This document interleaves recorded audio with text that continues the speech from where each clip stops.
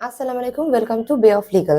আমাদের দেশে অনেক সময় দেখা যায় ছেলে এবং মেয়ে ভিন্নধর্মী এবং তারা বিয়ে করতে চাচ্ছে, কিন্তু তারা অনেকেই জানে না এই বিয়েগুলো কি প্রক্রিয়া সম্পন্ন করতে হয়।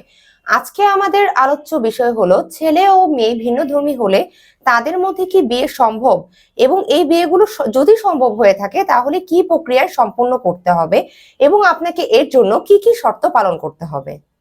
বাংলাদেশে এই বিয়েগুলো সাধারণত বিশেষ বিবাহ আইন 1872 সালের আইন অনুসারে করা হয়ে থাকে। সাধারণত বড় কনেকে একটি হলফনামায় আইনজীবীর মাধ্যমে সই করতে হয়, তারপর এই হলফনামা বা এফিডেভিটটি আইনজীবীর মাধ্যমে নোটারি করতে হবে। এরপর বিশেষ বিবাহ নিবন্ধন অফিসে যে তিনজন সাক্ষীর মাধ্যমে প্রয়োজনীয় কাজ সম্পন্ন করতে হবে। এখন প্রশ্ন হলো, বিশেষ বিবাহগুলো সম্পন্ন করতে আপনাকে কি কি শর্ত পালন করতে হবে।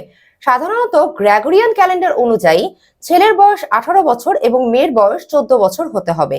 ছেলে এবং মেয়ে রক্তের সম্পর্কের হওয়া যাবে না।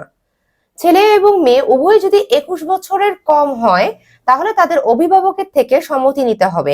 বিশেষ বিবাহ সম্পন্ন করতে আপনাকে এই কাজগুলো অবশ্যই করতে হবে। Thank you. আরো কিছু বিস্তারিতভাবে জানতে আমাদের সঙ্গে থাকুন।